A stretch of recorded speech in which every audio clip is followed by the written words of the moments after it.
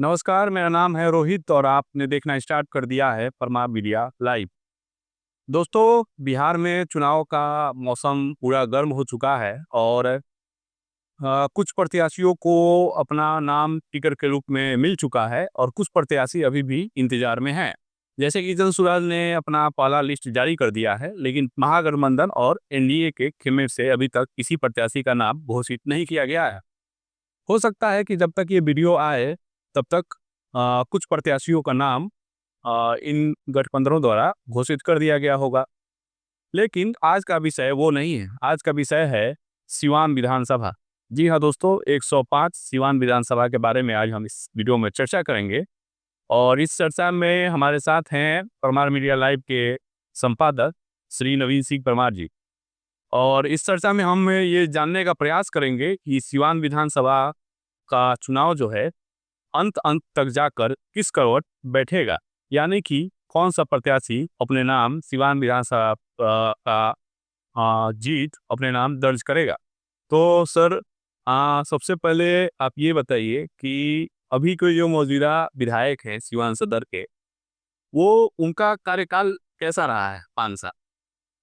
ऐसे तो देखा जाए तो काफ़ी वरिष्ठ नेता हैं, राजद के वरिष्ठ नेता हैं, कई बार विधायक रहे हैं। लेकिन उनके अगर सभी कार्यकालों को मिलाकर आकलन अगर हम करें, जब से वो सिवान की राजनीति में हैं, सिवान के विधायक होते आए हैं, तब से सबसे निराशाजनक कार्यकाल ये रहा है। ये 5 साल जो रहा है, बड़े पद पर भी रहे, विधानसभा के अध्यक्ष रहे और विधानसभा के अध्यक्ष के नाते इनको एक उपनाम मिल गया और जो काफ़ी चर्चित नाम है और ये उपनाम इन पर भारी पड़ रहा है। प्रोटोकॉल के नाम से लोग इनको बुलाने लगे।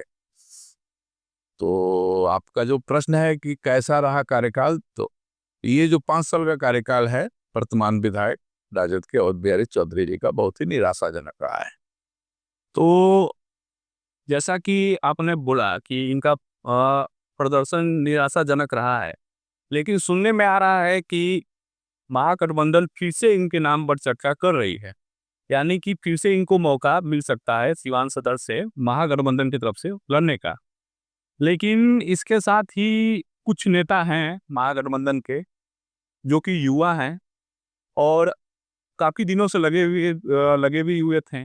जैसे कि एक चर्चित नाम है जीवन यादव का, जो समाजसेवी हैं और हाल फिलहाल में ही आरजेडी में वो शामिल हुए थे। ऐसा लग रहा था कि आरजेडी उनके नाम पे भरोसा जता सकती है, लेकिन अभी सिवान विधानसभा का जो हवा है, उससे ऐसा कुछ होता नज़र आ नहीं रहा। तो क्या इसके कुछ साइड इफ़ेक्ट भी होने वाले हैं? निश्चित रूप से होंगे, साइड इफेक्ट एकदम होना ही होना है और एकदम युवा को टिकट मिलना चाहिए था। और अवध बिहारी जी का एक लंबा कार्यकाल रहा है और चर्चित नेता हैं राजद के। अगर ठीक से कहा जाए तो अवध बिहारी जी को तो अपने नेतृत्व में किसी युवा को आगे कर देना चाहिए था। लेकिन सत्ता की लालच है, सत्ता की मोह है, अंतिम समय तक लोग चिपके रहना चाहते हैं, जिसके उदाहरण अवध बिहारी जी अब गिने जाएंगे। रही बात टिकट मिलने नहीं मिलने की, तो जैसा दावा किया जा रहा है कि सिंबल उनको मिल गया है, लेकिन अभी तक राष्ट्रीय जनता दल ने अपना कोई आधिकारिक सूची जारी नहीं किया है। राजनीतिक संभावनाओं का खेल है। हो सकता है कि अवध बिहारी जी को सद्बुद्धि आ जाए और वो किसी युवा को कमान सौंप दे। रही बात साइड इफेक्ट की, तो अवध बिहारी जी पिछले बार बहुत मुश्किल से जीते थे जी, जी। और लड़खड़ाते हुए जीते थे। ये कहने में मुझे थोड़ी भी संकोच नहीं है कि भारतीय जनता पार्टी के कुछ नेताओं ने भीतरघात कर दिया, नहीं तो ओम प्रकाश यादव यहाँ के विधायक होते। 3-4 लोग ऐसे चुनाव लड़ गए जो भारतीय जनता पार्टी के चेहरा थे और उनको वो कुछ न कुछ वोट काट लिए, तो कुछ मतलब वोटों से ओम प्रकाश यादव हार गए, नहीं तो अवध बिहारी जी पिछले बार ही हार गए थे लगभग। तो इस बार अगर थोड़ा भी वोट कटा, जैसा कि आपने बताया, जीवन यादव बहुत ही चर्चित नाम है। जीवन यादव पिछले कई साल से लगे हैं, अभी राष्ट्रीय जनता दल में मिल गए, तो स्वाभाविक है। और जीवन यादव ने घोषणा भी कर दिया है कि मैं चुनाव लड़ूंगा। तो जीवन यादव अगर चुनाव लड़ते हैं तो निश्चित रूप से अवध बिहारी जी पर भारी पड़ेंगे। इसके अलावा भी कई प्रत्याशी हैं, आपके नज़र में भी होंगे। तो अगर वो लोग चुनाव लड़ते हैं तो जीवन यादव के अलावा भी लोग हैं जो अगर चुनाव लड़ते हैं तो अवध बिहारी जी पर भारी पड़ेंगे। अब हो ये रहा है कि जैसे आपने चर्चा किया कि पिछले चुनाव में अवध बिहारी जी बहुत मुश्किल से जीते थे। इसका उदाहरण हम लोग इससे देख सकते हैं कि पिछले साल लोकसभा का चुनाव हुआ और हिना साहब निर्दलीय चुनाव लड़ी थी और महागठबंधन की तरफ से अवध बिहारी चौधरी जी को टिकट मिला था और एनडीए की तरफ से विजया लक्ष्मी देवी जी को टिकट मिला था। जीत विजया लक्ष्मी देवी का हुआ, लेकिन सबसे इंटरेस्टिंग बात इसमें ये था कि जो सदर के विधायक हैं अवध बिहारी चौधरी जी, वो सीमान में तीसरे नंबर पे चले गए थे और बहुत मुश्किल उनको झेलना पड़ा था इस चुनाव में। और वो पूरे चुनाव में एक तरह से दरकिनार कर दिए गए थे और मेन चुनाव हिना साहब और विजया लक्ष्मी देवी के बीच में हो गया था। तो ये क्या लोकसभा चुनाव में ही ये माना जा सकता है कि जनता ने इनको नकार दिया था? निश्चित रूप से। और लोकसभा चुनाव के परिणाम को अगर हम ठीक से देखें तो अवध बिहारी जी की बुरी तरह से हार हुई थी। केवल सिवान लोकसभा में नहीं, सिवान विधानसभा जो उनका अपना विधानसभा है उसमें वो बुरी तरह से हारे थे। और विजय लक्ष्मी देवी से तो हारे ही थे, हिना साहब से भी हारे थे। और एक तरह से कहिए कि चुनाव में दुर्गति हो गई थी उनकी। और तो उसके बाद भी ये चुनाव लड़ रहे हैं तो इनको समझना चाहिए कि जनता इनके काम से संतुष्ट नहीं है, जनता नाराज है। जैसा कि आपने अभी अपने बात में चर्चा किया कि पिछले विधानसभा चुनाव में जो 2020 का विधानसभा चुनाव था, उसमें कुछ लोग एनडीए की तरफ से ओम प्रकाश यादव के खिलाफ बागी कह लीजिए या वोट कटवा कह लीजिए या लालची कह लीजिए, मतलब बल के लड़े थे। जिससे ये नुकसान हुआ कि एनडीए को नुकसान हुआ कि ओम प्रकाश यादव अपना सीट बहुत ही कम वोट से हार गए और ऐसे देखने से लग रहा था कि ये लोग ही वोट काटे हैं तो ओम प्रकाश यादव हारे। तो क्या इस बार भी महागठबंधन में या एनडीए में ऐसी कोई संभावना नजर आ रही है? देखिए, महागठबंधन में तो स्पष्ट संभावना दिख रही है। घोषणा हो गई है कि हम चुनाव लड़ेंगे। और दियोन यादव ने घोषणा कर दिया है, मोहम्मद कैफ ने घोषणा कर दिया है। कैफ ओवैसी जी की पार्टी से चुनाव लड़ने की बात कर रहे हैं। कैफ भी मूलतः राजद के कार्यकर्ता हैं। और कैफ और दियोन यादव मिलकर के इतना वोट तो जरूर काट लेंगे कि अवध बिहारी चौधरी के सामने समस्या हो जाएगी। रही बात एनडीए की, तो एनडीए तो पिछला चुनाव 2020 का चुनाव भीतरघात के कारण नहीं हारा। और एक तरह से कहिए कि 4 लोग हमारी नज़र में, हो सकता है वो संख्या 5 भी कुछ लोग कहते हैं, लेकिन 4 ऐसे लोग चुनाव लड़ गए थे जो जिनको चुनाव नहीं लड़ना चाहिए। और ये एनडीए का दुर्भाग्य कहिए, भारतीय जनता पार्टी का दुर्भाग्य कहिए या सौभाग्य कहिए कि लगभग वे सभी लोग आज के तिथि में पुनः भारतीय जनता पार्टी के पदाधिकारी हो गए। और उन लोगों ने जानबूझ करके ओम प्रकाश यादव को चुनाव हराया। और इस बार भी कुछ लोग तैयारी कर रहे हैं। इस बार भी स्वाभाविक है, 4-5 लोग टिकट मांग रहे थे, उसमें से 2-3 लोग हैं जो पिछले बार भी लड़े थे, वो टिकट मांग रहे हैं। और सुनने में आ रहा है कि यहाँ का टिकट किसी बड़े नेता को जा रहा है। और भारतीय जनता पार्टी ने तय कर लिया है कि सिवान विधानसभा से किसी बड़े नेता को अगर वो चुनाव लड़ने जा रही है, ऐसा सुनने में आ रहा है। राजनीतिक, जब तक हमारे पास कोई ऑथेंटिक सूची नहीं आ जाएगी तब तक हम ये नहीं कहेंगे कि यहाँ से भाजपा के प्रत्याशी कौन हो रहे हैं। लेकिन जैसे बाजार में चर्चा है, मीडिया में चर्चा है, नाम भी उछल के आ गए हैं, तो उस स्थिति में अगर वो चुनाव लड़ते हैं, भारतीय जनता पार्टी के लोग जैसे पिछले चुनाव में लड़ गए थे, अगर लड़ते हैं तो उनके लिए भी समस्या बनेगी। लेकिन हमें जहाँ तक लगता है कि पिछले उम्मीदवार में और इस उम्मीदवार में, एनडीए के उम्मीदवार में मूलभूत अंतर है। इस बार जो उम्मीदवार हैं वो जिनकी नाम आ रही है वो बिहार भाजपा के बड़े नेता हैं। और स्टेट से ऊपर उनका कद है। राष्ट्रीय स्तर के नेताओं में अभी जो सेटिंग एटिंग चल रही है टिकटों की, जो एनडीए वो हर बैठक में वो शामिल हैं। तो हो सकता है कि पिछले बार की तरह भीतरघात नहीं हो और कोई बड़ा चेहरा, जैसे पिछले बार एक दो बड़े चेहरे आ गए थे चुनाव में, तो इस बार वो लोग भीतरघात नहीं करें और पिछले बार के अनुभव से कुछ सीख लेंगे। और एनडीए में भीतरघात की संभावना कम दिख रही है, लेकिन महागठबंधन में भीतरघात की संभावना ज्यादा दिख रही है। भीतरघात एनडीए को मान लीजिए कि भीतरघात नहीं होगा, लेकिन मार्केट में ऐसा चर्चा है कि जैसे कि सिवान सदर को माना जाता है कि यहाँ बनिया वोट जो है बहुत ज़्यादा संख्या में है और यही यहाँ पे हार जीत तय करते हैं एनडीए के लिए। तो ऐसे ही मार्केट में चर्चा है, जैसे कि आपने नाम स्पष्ट नहीं किया बड़े नेता का, लेकिन मैं अपने दर्शकों को स्पष्ट कर देना चाहता हूँ कि किनका नाम चर्चा में है। तो वो है बिहार के स्वास्थ्य मंत्री श्री मंगल पांडे जी का नाम सिवान में चर्चा में है कि वो बीजेपी से चुनाव लड़ सकते हैं। अब इस पे कोई स्पष्ट अभी तक न्यूज़ नहीं है कि हम आपको कंफर्म कर सकें, लेकिन ऐसा चर्चा है और काफ़ी ज़ोर शोर से चर्चा है। तो मेरा सवाल ये है कि अब सिवान में बनिया वोटों की संख्या ज़्यादा है और 2-3 लोग जो टिकट मांग रहे थे भाजपा से, उसमें बनिया समाज के नेता थे और ऐसी चर्चा है कि उनको टिकट नहीं मिलने वाली है। तो क्या इससे बनिया समाज में कुछ बीजेपी के प्रति या एनडीए के प्रति का ये रोष हो सकता है कि नहीं? नहीं, ऐसा कोई दिख नहीं रहा है। कुछ लोगों का सोशल मीडिया पर, विभिन्न यूट्यूब चैनलों पर बयान आए हैं, तो वो लोग वही लोग हैं जो लोग जिनके अपने घर की वोट उनके साथ नहीं है। और पूरा का पूरा समाज, जो जिसको वैश्य समाज कहते हैं, और वैश्य समाज के किसी बड़े नेता का ऐसा कोई बयान नहीं आया है। टिकट के लिए भी जो दावेदार थे वैश्य समाज के लोग, उसमें एक दो लोग तो लड़ के फरियाद चुके हैं पिछले बार। कितनी औकात है उनकी, वो तो स्पष्ट रूप से दिख रहा था। और एक दो कुछ नए नाम आए थे, उनकी भी स्थिति यह है कि वो उनके मोहल्ला से वो चुनाव नहीं जीतेंगे।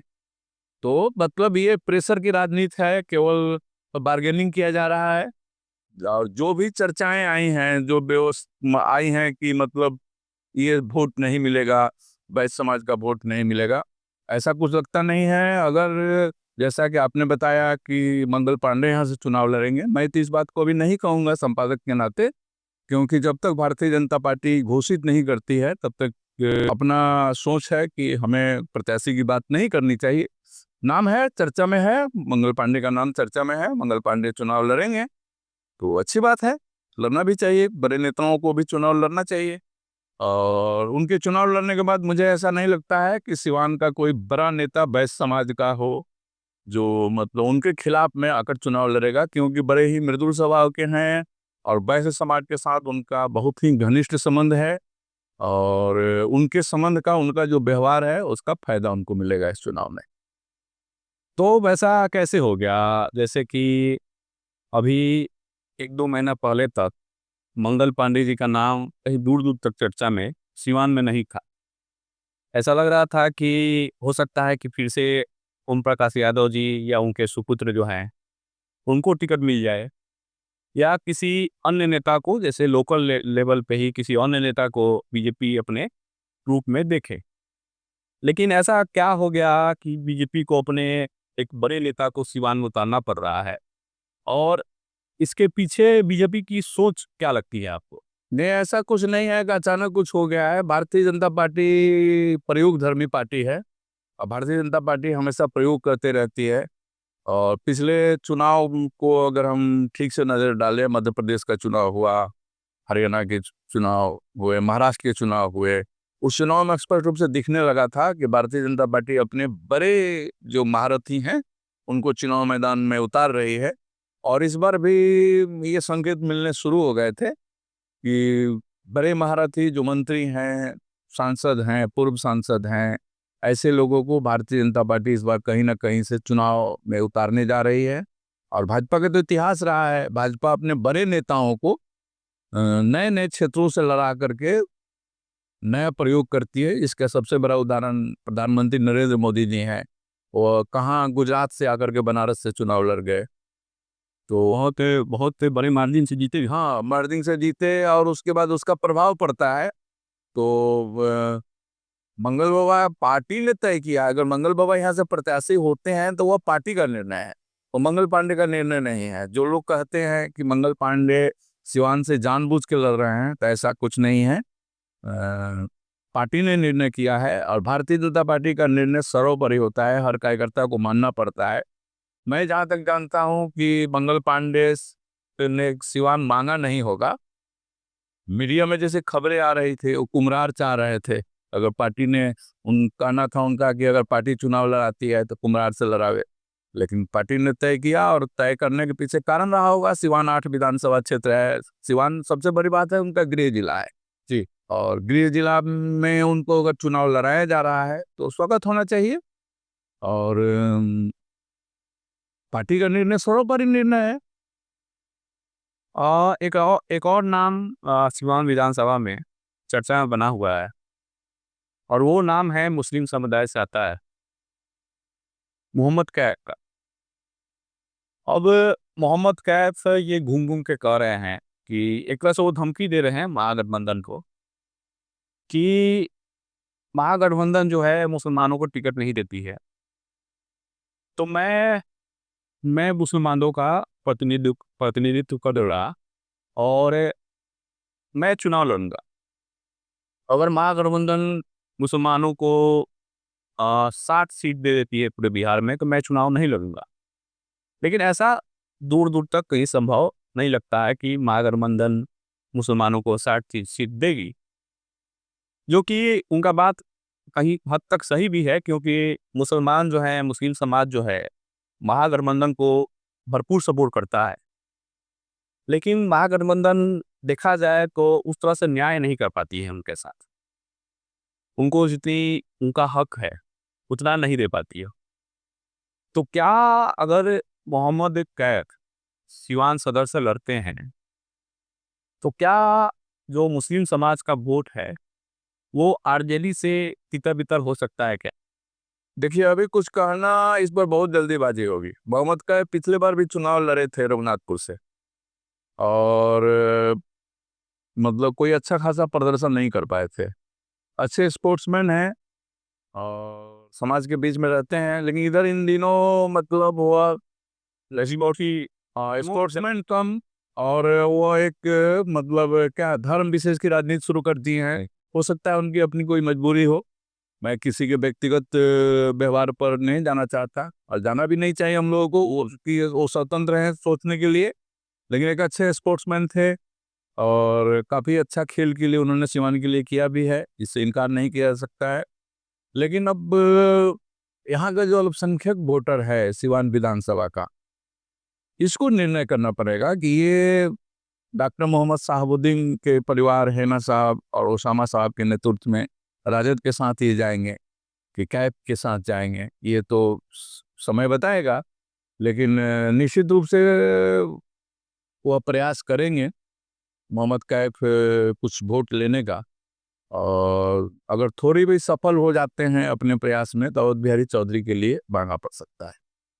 तो सर, अब अंत में मैं आपसे ये चाहूँगा कि आप अपने समझ से बताइए कि इस बार का 2025 का चुनाव जो है, आपको किस करवट होते बैठ रहा है? या ये एनडीए करवट बैठेगा, या ये महागठबंधन पे करवट बैठेगा, या फिर तीसरा खेमा, जो कि जनसुराज, हमने चर्चा नहीं किया क्योंकि जनसुराज का कोई नेता नहीं है, अभी दिखाई नहीं दे रहा है सिवान विधानसभा में, उस ओर बैठेगा, या कोई निर्दलीय बाजी मार जाएगा? नहीं, ऐसा नहीं है। बिहार के अभी जो सर्वे आ रहे हैं और जो दिख भी रहा है, बिहार का चुनाव आमने सामने का चुनाव होने जा रहा है। कुछ सीट ऐसे हैं जहां की जनसुराज थोड़ी बहुत परेशानी खड़ी करेगी गठबंधन, दोनों गठबंधन के लिए। लेकिन यह चुनाव आर पार की चुनाव ही होगी, और एनडीए और महागठबंधन का चुनाव। सिवान में तो विशेषकर लग रहा है कि जनसुराज कहीं नजर नहीं आ रहा है। अभी तक जैसे 2 प्रत्याशी घोषित किए हैं जनसुराज ने सिवान के लिए, जब हम लोग वीडियो रिकॉर्ड कर रहे हैं रघुनाथपुर दरौंदा, तो दोनों की स्थिति यह है कि दरौंदा की इतिहास, इस पर हम लोग बाद में चर्चा करेंगे। दरौंदा से जो जन स्वराज के प्रत्याशी हैं सत्येंद्र यादव जी, वो जिस बल पर आ रहे हैं चुनाव लड़ने के लिए, यादव वोट के बल पर, तो दरौंदा का इतिहास रहा है कि दरौंदा के यादव मतलब महागठबंधन के साथ गए हैं, और वो उस परिस्थिति में महागठबंधन के प्रत्याशी के खिलाफ जाते हैं जब महागठबंधन से कोई गैर यादव प्रत्याशी होता है, और यादव निर्दलीय लड़ता है या दूसरे दल से लड़ता है। रही बात रघुनाथपुर की, जो प्रत्याशी आए हैं, तो हम लोग जब अगले वीडियो में चर्चा करेंगे तो रघुनाथपुर के जनसुराज के प्रत्याशी पर भी चर्चा करेंगे। दोस्तों हमारा ये चर्चा हम यहीं समाप्त करते हैं। और हमारा अभी के माहौल के हिसाब से अभी जो शहर में चर्चा है, उस स्थिति में एनडीए बिना किसी मतभेद के मजबूत दिख रही है। और महागठबंधन में ऐसा लग रहा है कि कुछ नेता बागी होके लड़ सकते हैं, जिससे कि महागठबंधन को नुकसान होगा। लेकिन ये तो भविष्य की बात है, क्योंकि अभी तक टिकट का भी नाम नहीं हुआ है, अनाउंस नहीं हुआ है। लेकिन अभी तक सुनने में तो ये आ रहा है कि अवध बिहारी चौधरी के साथ ही जाना चाहेगी आरजेडी। और ऐसा ऐसा आरजेडी करती है तो क्या जीवन यादव चुनाव लड़ेंगे आरजेडी से बागी होके? क्या मोहम्मद कैफ चुनाव लड़ेंगे? या महागठबंधन इन सबको मैनेज कर लेगी, इन सबको मना लेगी?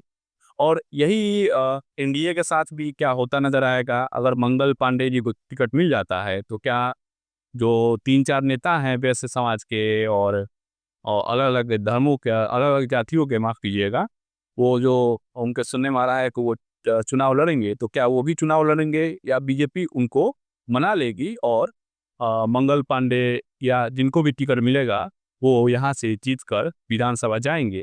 ये तो भविष्य के गर्भ में छिपा है। बाकी इस वीडियो को हम यहीं समाप्त करते हैं और फिर मिलते हैं आपसे अगली वीडियो में। मेरा नाम रोहित है और आप देख रहे थे परमार मीडिया लाइव। जहाँ भी रहिए, स्वस्थ रहिए, मस्त रहिए और चैनल को सब्सक्राइब जरूर कर दीजिएगा।